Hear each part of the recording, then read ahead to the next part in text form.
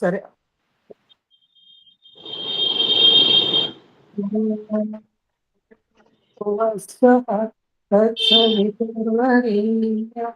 భర్గో దేవస్య ధీమహి ధియో యో నః ప్రచోదయాత్. అసతో మా సద్గమయ ఓం తమతో జ్యోతిర్గమయ ఓం మృత్యుర్మామృతంగమయ ఓం సహనో భవంతు ఓం సహనో భునక్తు సహ వీర్యం కరవావహై తేజస్వినావతిష్యతి. ఓం శాంతి ఓం శాంతిరేవ శాంతి ఓం తమా శాంతి ఓం శాంతి శాంతి. నమస్తే అమ్మ, అందరికి నమస్తే. అమ్మ పుష్పమ్మ గారు, మీది అన్మ్యూట్ ఉంది, ఒక్కసారి మ్యూట్ చేసుకోండి.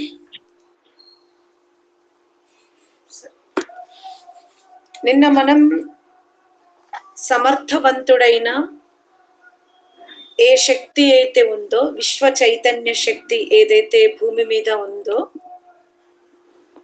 అతని నామము ప్రణవము, తస్య వాచకః ప్రణవః అని తెలుసుకున్నాం. ఈరోజు మరొక సూత్రం ఉంది, అంటే తజ్జపః తదర్థ భావనము అంటాడు. సూత్రం ఏంటి? తజ్జపః తదర్థ భావనం. మనం ఎప్పుడైతే ఓంకారాన్ని జపిస్తామో అర్థయుక్తముగా, భావయుక్తముగా జపిస్తామో, అప్పుడు ఆ ఓంకారము అనే నామము గల వ్యక్తిలో ఏవైతే గుణాలు ఉన్నాయో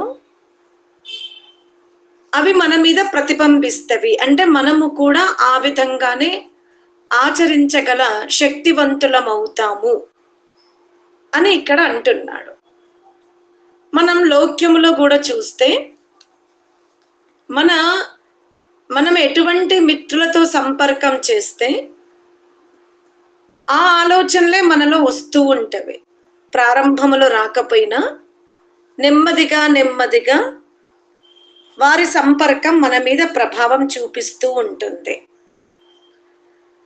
అందుకని ఇక్కడ ఏం చెప్తున్నాడు అంటే, మనం ఎప్పుడైతే ఈశ్వరుని యొక్క ఓంకార నామాన్ని, అంటే భగవంతునిలో ఉన్నటువంటి ఏవైతే శక్తులు ఉన్నాయో, లేదా ఏదైతే స్వభావం భగవంతునిది ఉందో, ఏవైతే గుణాలు భగవంతునిలో ఉన్నాయో వాటిని మనం మననం చేయడం వలన, స్మరించుకోవడం వలన మన మనస్సులో కూడా ఆ విధమైన ప్రవృత్తియే కలుగుతుంది అంటాడు. అందుకే ఎప్పుడైతే మనలో విశేషమైన భక్తి పెరుగుతుందో, మనం ఎప్పుడైతే ఈ ఇంద్రియాలలో పరమాత్మ తత్వాన్ని వ్యాప్తింపజేసుకుంటాము, దృఢపరుచుకుంటాం, సహజముగా మన హృదయములో పరమాత్ముని యొక్క ఉనికి ప్రవహిస్తుందో లేదా స్పందించగలిగితే, అప్పుడు పరమాత్మని యొక్క అనుగ్రహం కూడా మన మీద చాలా తీవ్రంగా ఉంటుంది. ఉదాహరణకి బాలుడు నడక నేర్చుకునేటప్పుడు బాలుడి ప్రయత్నముతో తల్లిదండ్రులు లేదా కుటుంబ సభ్యులు కూడా ఉత్సాహముతో ఆ బాలుడి యొక్క ప్రవృత్తిని పెంచుతారు, కానీ తగ్గించరు. అంబాడేటప్పుడు కానీ, బోర్ల పడేటప్పుడు కానీ, మాట్లాడేటప్పుడు కానీ నడిచేటప్పుడు కానీ విద్య నేర్చుకునేటప్పుడు ఇలా మీరు గమనించుకుంటే శిశువు ఎంత చురుగ్గా ఉంటే మనము అతనిని అనుసరిస్తూ ఉంటాము, ఇంకెక్కువ ఉత్సాహం చూపిస్తూ ఉంటాం. అదే శిశువు సోమరిగా ఉంటే, కొత్తవి నేర్చుకోవడానికి ఇష్టపడక ఉంటే మనము కూడా పెద్దగా ప్రయత్నం చెయ్యం. ఇక్కడ అదే అన్వయించుకోండి. ఏ జీవాత్మ అయితే పరమాత్మని స్మరించుకోవాలని, పరమాత్మని వలె తన గుణాలు ఉండాలని, పరమాత్మని వలె తన స్వభావము ఉండాలని జీవాత్మ ఏదైతే ప్రయత్నం చేస్తుందో ఆ ప్రయత్నాన్ని గమనించిన పరమాత్ముడు తప్పకుండా జీవాత్మ యొక్క అభిమతమును నెరవేరుస్తాడు. మనం ఈ రోజే నాకు దేవుడి దర్శనం జరగాలి, నాకు ఈ రోజే భగవంతుని అనుగ్రహం ఉండాలి అంటే అది కుదరదు. ఎందుకంటే పరమాత్మునికి మన చర్యల మీద పూర్ణ స్పర్ధ కనబడాలి. అతనికి తెలుసు మనం కేవలం తాత్కాలికంగా కోరుతున్నామా లేదా దీర్ఘకాల ప్రయత్నం ఉందా. అందుకే పరమాత్ముడు సర్వజ్ఞుడు. జీవుల యొక్క మనస్తత్వాలు పరమాత్మునికి తెలుసు, అందుకే తొందరపడడు. కానీ ఎప్పుడైతే మనం దీర్ఘకాలము నుండి, బహుకాలము నుండి చిరాకు పడకుండా, సందేహము లేకుండా నిరంతరము ఈశ్వర ఆజ్ఞలో ఉండే ప్రయత్నం చేస్తాము, మన ఆలోచనలో, మన మాటల్లో, మన వ్యవహారములో ఈశ్వరత్వమే అగుపడిన నాడు మనకు సమాధి సహజమైపోతుంది. అందుకే మనం చాలా దుర్భాగ్యులము కూడా. మానవీయ సృష్టి జరిగినప్పుడు ఏదైతే వేద జ్ఞానము ప్రతిపాదింపబడిందో ఋషుల ద్వారా, అంటే మానవులకు మోక్ష మార్గము, ప్రేయ మార్గము, ఆ ప్రేయ మార్గములో వివిధ యోనుల గమనాగమనము, ప్రకృతిపరమైన విజ్ఞానం, ఇంతే గురువులు మనకి ఇవ్వాల్సిందే.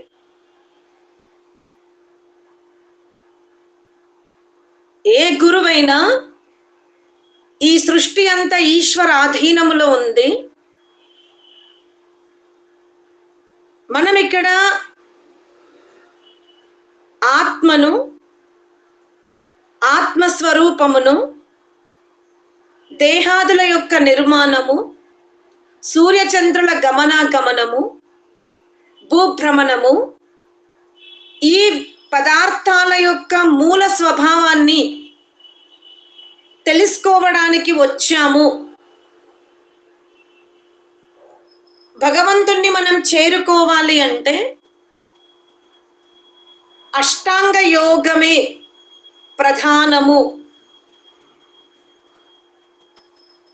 ఈరోజు అంటే నేనున్నటువంటి గృహానికి ఇరువైపులా గుళ్ళున్నవి. అయ్యగారు మంత్రోచ్చారణ వింటూ ఉంటే శ్రవణానందానికి సీమితం అంటే అసీమితం, ఎంత చక్కగా మంత్రోచ్చారణ చేస్తున్నారు, శుద్ధముగా, స్వరయుక్తముగా. కానీ పురుష సూక్తము చదువుతున్నాడు, అలాగే ఈశ్వర స్తుతి, ప్రార్థన, ఉపాసనలోని కొన్ని మంత్రాలను చదువుతూ ఉన్నాడు. వేదాహమేతం పురుషం మహాంతం ఆదిత్యవర్ణం తమసః పురస్తాత్ త్వమేవ విదిత్వా నాణ్యః పంథా విద్యతే అయనాయ. నిన్ను తెలుసుకోకపోతే,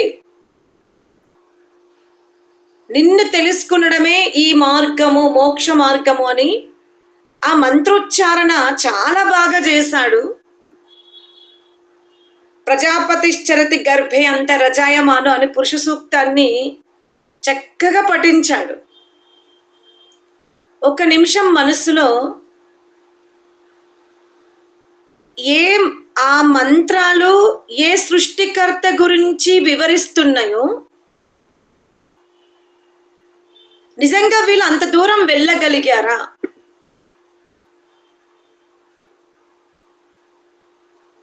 మంత్రాలు అభిషేక సమయంలో కూడా మనం ఈశ్వరీయ వేద జ్ఞానాన్ని తీసుకుంటున్నాం. కానీ ఎందుకు మంత్రాన్ని విపరీత అర్థం తీస్తున్నామో, దాని నుంచి మనం ఎందుకు బయటపడడం లేదో చాలా విచారణీయం. ఇంకొక వేరే చోట ఒక ఆవిడ శివుడికి తేనె, పాలు, పెరుగు ఈ విధంగా అభిషేకాలు చేస్తున్నారు. మరి ఆ పదార్థాలన్నీ కూడా వ్యర్థమవుతాయి కదా, అదే మనము ఒక పేదవాడికి ఇస్తే కడుపు నిండుతుంది కదా అని ఆవిడ ఒక గురువుని అడుగుతుంది. అతను దానికి సమాధానము, అమ్మ, వృక్షానికి పైన పండ్లు పుష్పాలు వస్తవి, కానీ మనం నీరెక్కడ పోస్తాము అని అంటున్నాడు. అంటే వృక్షాలని పాదపహ అంటారు. అంటే మనం పైకొమ్మ, చెట్టు పెరిగితే నిచ్చెన వేసుకుని పైకొమ్మ నుంచి నీళ్లు పోయాం కదా, క్రింద నీళ్లు పోస్తే ఆ వృక్షము వికసింపబడుతుంది. అంటే శివలింగానికి వేసిన ఏదైతే పదార్థాలు ఉన్నాయో, నిజంగా పదార్థ గుణం. దయానందుని కూడా ఒకసారి చాలా మంది అడిగారు భక్తులు, ఈ ఘృతమును బలహీనమైన శరీరములో ఉన్న వారికి మనం తినిపిస్తే వాళ్ళకి బలం వస్తుంది. మీరు ఏవైతే ఈ కిస్మిసు, కుడుకలు, సుగంధ ద్రవ్యాలు, చందనం, సమిధలు ఇవన్నీ కూడా చాలా విలువైనవి, అగ్నిహోత్రంలో వేయమంటారు. ఈ ఎండిపోయిన మామిడి సమిధలైనా సరే, అంటే మనం అక్కడ నేను కర్రలోని ఉపయోగించలేను, అందుకే సమిధలు అన్నాను. వాటిని మనం చలితో పీడింపబడుతున్న వ్యక్తుల దగ్గర చలి బాధ తగ్గడానికి ఈ కొమ్మల్ని ఉపయోగించి, ఈ డ్రై ఫ్రూట్స్ ని, నెయ్యిని, పెరుగుని మనం ఒక బలహీన శరీరం వారికి తినిపిస్తే లాభం కదా స్వామీజీ, మీరు ఎందుకు ఇలా అగ్నిహోత్రం చేపించి పదార్థాలను వ్యర్థం చేస్తున్నారు అని అడిగారు. అప్పుడు స్వామీజీ వాయువులో ఉన్న దుర్గంధము సుగంధముగా మారాలి అంటే అగ్నిహోత్రం, దానికి సమాధానము మరలా ఇస్తున్నారు. ఏముంది, ఇత్తర్ అంటే పుష్పాలతో తయారైన రసాన్ని మనం వాడితే అక్కడ సుగంధమే ఉంటుంది కదా అని వాళ్ళ సమాధానం. అప్పుడు స్వామీజీ చెప్పింది ఏంటంటే, మీకు పదార్థ గుణం తెలియదు, పదార్థముల యొక్క స్వరూపం మీకు తెలిసి ఉంటే మీరు ఈనాడు అగ్నిహోత్రంలో వేస్తున్న పదార్థాలని మీరు విమర్శించేవారు కాదు. ఉదాహరణకి ఇప్పుడు మీరు నెయ్యి తీసుకోండి, తీసుకొని నీళ్ళల్లో వెయ్యండి, దాన్ని ఉదయం నుండి సాయంత్రం వరకు గమనించండి, ఏమవుతుంది, నీటిపైన నెయ్యి అలా పోతుంది, అంతే కదా.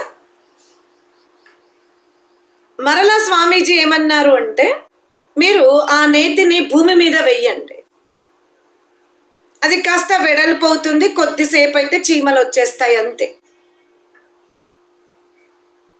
పోనీ దాన్ని వాయు దేవతను తలుచుకుని ఇలా ఇసిరేయండి, అది కణకణాలుగా విభజింపబడి అది మన పైన చుట్టుపక్కల అంటే ఆ స్థలములో పడుతుంది.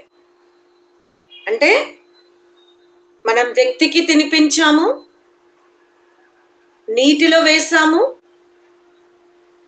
భూమి మీద సమర్పించాము, వాయువుకి సమర్పించాం. మీరు అన్నట్టుగా భూమి మీద వేసినప్పుడు కొన్ని అల్ప ప్రాణులు తిన్నవి, కానీ అది పూర్తిగా సమాప్తం అవ్వలే. ఎందుకంటే అది వ్యాప్తించే లోపే మట్టి దగ్గర అందులో మట్టి అంశం వచ్చేసింది. ఆకాశం వైపు వేస్తే మనమే తడిచాం. ఒక మనిషికి తినిపిస్తే ఒక మనిషి మాత్రమే పుష్టిగా ఉన్నాడు. కానీ ఇదే నేతిని మీరు ఇంత ఏదైతే మనము నీటిలో వదిలామో, అగ్ని అంటే వాయువులో వదిలామో, భూమి మీద వదిలామో, మనిషిని తినిపించామో, అంతే కొలత తీసుకొని మీరు ఒక్కసారి అగ్నిలో ఆహుతి ఇవ్వండి. అప్పుడు మీకు దాని యొక్క వ్యాపకత్వం అర్థమవుతుంది, పదార్థ గుణం అర్థమవుతుంది. అంటే అగ్నికి మాత్రమే పదార్థాలను విడదీసే శక్తి ఉంది. ఏ దేవతకి అంతటి శక్తి లేదు. భూమికి కానీ, వాయువుకి కానీ, జలమునకు కానీ, ఆకాశమునకు కానీ పదార్థాన్ని విడదీసే శక్తి లేదు. పదార్థాన్ని తీసుకెళ్లే శక్తి ఉంది వాళ్ళకి, కానీ పదార్థాన్ని అణువణువుగా విభజించే శక్తి కేవలం అగ్నికే ఉంది. మీరు అగ్నిలో ఆ పదార్థాన్ని వేయండి. వేసిన తర్వాత మీ దగ్గర ఉన్న యంత్రాలతో అది ఎంత దూరం వ్యాపించింది, అది ఏమేమి లాభం చేసింది మీరు పరిశీలించండి. అది ఆ ప్రకోష్ఠములో ఉన్న సుగంధాన్నే వెదజల్లదు, దుర్గంధాన్ని కూడా దూరం చేస్తుంది. అటులనే తేలికగైనప్పుడు ఆ సుగంధ ధూమం అంతా వాయువులో కలుస్తుంది. వాయువు మాధ్యమముగా అది ఆకాశాన్ని ఆశ్రయించి సూర్యగోళాలకి వెళ్తుంది. అది మళ్ళీ వర్ష రూపంలో పృథివీకి వచ్చింది. పృథివీ మీద అన్నాదుల ఉత్పత్తి జరిగినప్పుడు ఏ నెయ్యి భాగమైతే ఈ మనిషి తిన్నాడో అతనికి కూడా వర్షం పడ్డప్పుడు, అన్న ఉత్పత్తి జరిగినప్పుడు ఆహారం దొరికింది. అంటే అగ్నిహోత్రం యొక్క వ్యాపకత మీరు గమనించండి, తెలుసుకోండి, పదార్థ గుణము తెలుసుకోండి. సుగంధ ద్రవ్యాలను అగ్నిహోత్రములో వెయ్యడము వలన వాతావరణ శుద్ధి జరుగుతుంది, పంచభూతాలు ప్రదూషణము కాకుండా ఉంటవి, రోగ నిరోధక శక్తి పెరుగుతుంది అని చెప్పారు. అంటే ఈ జీవుడిని శివుడు అన్నారు. ఎందుకంటే ఈ శివుడు ఎప్పుడైతే గుణకర్మ స్వభావాలని మార్చుకుంటాడో అప్పుడు ఇతని వల్ల జరిగే కళ్యాణము ఒక వృక్షము కూడా చెయ్యలేదు. సామాన్యంగా వృక్షాలు, నదులు, గోమాతని మనం పోలుస్తూ ఉంటాం. కానీ ఒక మానవుడు ధర్మాత్ముడైతే, ఒక మానవుడు విద్యావంతుడవుతే, ఒక మానవుడు గుణవంతుడైతే అతని వలన సమాజానికి జరుగుతున్న లాభము సూర్య చంద్రాదుల కంటే ఎక్కువ ఉంటుంది. అందుకనే మానవుడు తన శరీరాన్ని ఉత్తమ ఆచరణతో, ఉత్తమ గుణకర్మ స్వభావాలతో సించనం చేసుకోవాలి అని వేదంలో ఉంది. మధు అంటే మధుతో, ప్రీతియుక్త వ్యవహారముతో సించనము చేసుకున్నప్పుడు లోక కళ్యాణం జరుగుతుంది. దాన్ని మనము ఎంత వికృతిగా తీసుకెళ్ళాం చూడండి. చివరికి పరమాత్మని యొక్క అస్తిత్వాన్ని కూడా, అసలు నిజంగా పరమాత్మ స్వరూపము జీవాత్మ ఎప్పుడు సాక్షాత్కారం చేసుకుంటుంది అంటే, తమో రజో సత్వగుణాలకు అతీతముగా తన స్వభావాన్ని శుద్ధి చేసుకున్నప్పుడు, తన స్వభావాన్ని మార్చుకోగలిగినప్పుడు ఆత్మ పరమాత్ముని ఒక పితాపుత్రుల వలె, ఇద్దరు మిత్రుల వలె దర్శించుకోగలుగుతుంది. కానీ చిత్తము చాలా శుద్ధముగా ఉండాలి. చిత్తం మీద ఎటువంటి దుమ్ము ధూళి ఉండకూడదు. మరి ఈ ఆత్మకు లభించిన చిత్తము బయట ఎక్కడైనా మీకు అగుపడిందా? మీ శరీరములో ఉన్నప్పుడే మీకు చిత్తము సాక్షాత్కారం జరగాలంటే ఆయాస ప్రయాసాలు చేస్తున్నాం. మరి ఇంకా ఆత్మతత్వం వేరు. మీరు మీ మనస్సుని శుద్ధి చేసుకోవాలి అంటే, మనస్సులో ఉన్న మాలిన్యాలు తొలగిపోవాలి అంటే మీ యాత్ర లోపల ఉండాలి అన్నాడు. మరి భగవత్ స్వరూపాన్ని యుగ యుగములో రూపరూపములో మనం చూపించుకుంటూ వెళ్తే ఎలా సాక్షాత్కారం జరుగుతుంది? మనస్సు ఉన్నది లోపల, ఆత్మ ఉన్నది లోపల. మరి పరమాత్మ తత్వము కూడా అంతఃకరణంలోనే దర్శనం అవుతుందని శాస్త్రం చెప్తుంటే, మనము ఆ దిశగా మన యాత్రని కొనసాగించుకోకుండా మన గురువులు అన్య స్వరూపాన్ని చెప్పి ఇదే భగవద్ దర్శనం అంటే మనం అసలు నిజముగా ఈశ్వరీయ పుత్రులమా? అతని స్వరూపాన్ని విభిన్నంగా ప్రచారం చేస్తున్నాము. అతని యొక్క శక్తులను, అతని గుణకర్మ స్వభావాలను విభిన్నంగా ప్రచారం చేస్తున్నామే. ఎప్పుడైనా మనం ఒక వ్యక్తికి, ఒక గ్రామానికి వెళ్ళేది ఉంది, దానికి 10 దారులు ఉన్నాయి. మీరు ఎటువైపు వెళ్తే ఈయన తన గ్రామానికి వెళ్తాడో ఆ దారి మీకు తెలియకుండా ఈ దారిన పో అన్నాడు అనుకోండి, పాపం అతను అలసిపోతాడు, సందిగ్ధంలో పడతాడు, చివరికి నిరాశ చెంది వెనక్కి వచ్చే అవకాశం ఉంది. అదే నువ్వు ఈ గ్రామానికి వెళ్ళాలా అంటే సరి అయిన చిహ్నాలు చెప్పి ఉంటే అతను సమయానికి ముందు చేరుకునేవాడు, ఆయన కార్యం పూర్తయ్యేది, అతని మనస్సు ఉత్సాహంగా ఉండేది. ఇంకా చివరికి నలుగురికి వచ్చి పలానా గ్రామములో వివిధ సంపత్తులు ఉన్నవి, వివిధ ఐశ్వర్యాలు ఉన్నవి నలుగురికి పంచేవాడు. కానీ ఈరోజు పరమాత్మ తత్వము కూడా ఒక వ్యాపార క్షేత్రమైంది మనకి. చిత్తశుద్ధి ఎప్పుడు జరుగుతుంది, ఎలా జరుగుతుంది, ఏ విధంగా జరుగుతుంది? శరీరం బలముగా ఉండాలి అంటే మనం తప్పకుండా తేనెని, పాలని, పెరుగుని సేవించవలసిందే. ఈ విధంగా పదార్థ స్వరూపముతో మనం ఈ భౌతిక దేహాన్ని సురక్షితముగా పెట్టుకుంటే మన లక్ష్యం నెరవేరుతుంది. ఎన్ని ప్రశ్నలు ఉన్నాయి మన ముందు. తజ్జప తదర్థ భావనం. మనము ఆ పరమాత్మని యొక్క స్వరూపాన్ని ఉన్నది ఉన్నట్టుగా తెలుసుకోకుండా అన్య స్వరూపాన్ని తెలుసుకుంటే, అన్యమును ఆరాధిస్తే అన్య రుచే ఉంటుంది.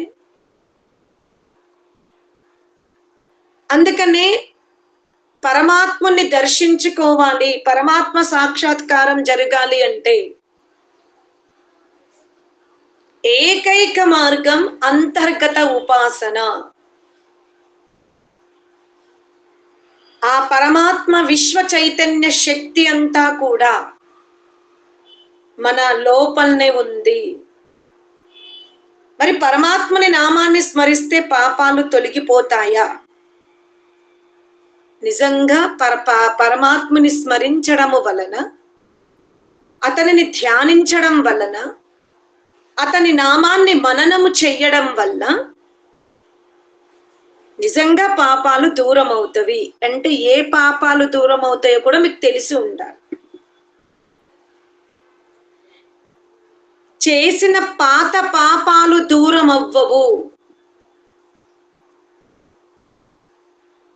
క్రొత్తగా చెయ్యబోయే, నూతనగా చెయ్యబోయే పాప కర్మలు మాత్రం జీవుడు చెయ్యకుండా ఉంటాడు. ఏ మానవుడైతే ఈశ్వర్య ఉపాసన చేస్తాడో ఆ మానవుడు కొత్తగా ఎటువంటి పాప కర్మల్ని చయనము చెయ్యడు. చాలా మంది అడుగుతారు, లోకములో ఈశ్వర ఉపాసన చెయ్యకపోతే మంచి కర్మలు చేసేవారు లేరా అని. ఎందుకు లేరు? ఉన్నారు. కానీ వాళ్ళు వాచిక మంచి కర్మలు చేస్తారు, శారీరక మంచి కర్మలు చేస్తారు, మనస్సుతో మంచిగా ఆలోచిస్తారు. అటువంటి వారిని మనం లోకములో చూడొచ్చు. వాళ్ళ జీవితంలో ఈశ్వర తత్వముతో ఏ అస్తిత్వం ఉండదు. వాళ్ళు ఎప్పుడు భగవంతుని గురించి ఆలోచించరు. అయినా కూడా వాళ్ళ ప్రవర్తన చాలా ఉన్నతముగా ఉంటుంది. అప్పుడు ఈశ్వర ఉపాసనకి సంబంధం ఏమిటి అని ప్రశ్న మనలో రావచ్చు. కానీ మీరు గమనించుకుంటూ వెళ్తే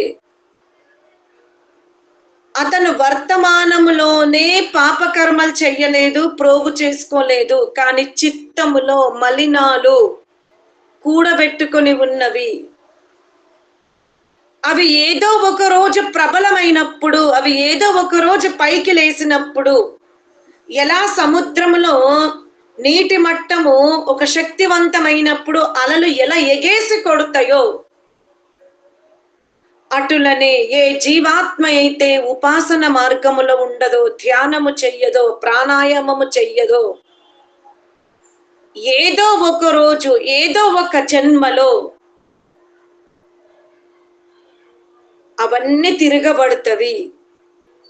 అందుకనే మానవ జన్మలో టార్చ్ లైట్ అనే ఒక ధ్యానం అనే ఒక టార్చ్ లైట్ ని వెలిగించుకొని చిమ్మ చీకటిలో నిశ్శబ్దంగా మనం ఒక టార్చ్ లైట్ సహాయముతో పడిపోయి ఉన్న బంగారాన్ని ఎలా వెతుక్కుంటాం? అది పెద్ద పెద్ద ముళ్ళ కంపల మధ్యలో ఉంది, పాములున్నవి, తేళ్లున్నవి, అనేక రకాల పాకుతూ ఉన్న పురుగులున్నవి. కానీ మనం పోగొట్టుకున్న ఉంగరము చాలా విలువైనది. ఆ విలువైన ఉంగరం కోసం మనం భయంకరమైన చీకటిని ఒక చిన్న దీప సహాయముతో వెతికే ప్రయత్నం చేస్తాము. అర్చుకుంటూ వెతకము, అల్లరి చేస్తూ వెతకము. నిశ్శబ్దముగా, మౌనముగా, చాలా జాగ్రత్తగా. ఎందుకంటే నిద్రపోయి ఇప్పుడు ఎదురుగా ఉన్న ఆ పాకుతూ ఉన్న పురుగుల నుండే రక్షణ దొరకడం మనకు కష్టమైతే, మనం అర్చినచో, మాట్లాడినచో, తొందరపడినచో కొద్ది దూరములో పొదల మధ్యలో ఉన్న జంతువులన్నీ కూడా లేచి మన మీద ఆక్రమణ చేస్తవి. అందుకే మనం నిశ్శబ్దంగా మన లక్ష్యాన్ని నెరవేర్చుకుంటున్నాం. అటులనే ఈ జీవుడు కూడా శబ్దము చెయ్యకుండా పరమాత్ముడనే ధ్యాన దీపముతో ఈ సత్వ రజ తమస్సు ద్వారా ఏర్పడిన చిత్తమునకు బానిసైన అలాంటి మురికి బావిలో పడి ఉన్న ఈ చిత్తం, ఈ ఆత్మను మనం వెతికి దాని యొక్క శక్తిని వృద్ధి చేస్తున్నాం. పరమాత్ముడనే ఓం నామముతో ఈ ఆత్మ భౌతిక శబ్దముతో ఎక్కడో కొట్టుకుపోయింది. కానీ పరమాత్మ ఓంకారం అనే ఆధ్యాత్మిక శబ్దముతో ఆ చీకటి బావిలో పడి ఉన్న ఈ నిత్యతత్వమైన ఈ ఆత్మని మనం వెతుక్కొని దాన్ని మళ్ళీ బుద్ధి ద్వారా కడిగి శుద్ధి చేసుకొని పరమాత్మునికి సమర్పించడమే తదర్థ భావనము అంటే. అందుకని ముందు శరీరములో ఎక్కడో చిక్కుకుపోయి ఉన్న ఆత్మను తెలుసుకోండి. ఆ ఆత్మను తెలుసుకోవడానికి మీరు పరమాత్ముని సహాయముతో ఆత్మను వెతుక్కోండి. ఆత్మ పరమాత్మలు కలిసిన నాడు చిత్తములో ఉన్న సమస్త మలినాలను శుద్ధి చేసుకుంటూ నిరంతరము యోగక్షేమాలతో, నిరంతరము కర్తవ్య కర్మలతో సుఖవంతమైన జీవితాన్ని మనం కొనసాగించాలి. ఓం శాంతి శాంతి శాంతి.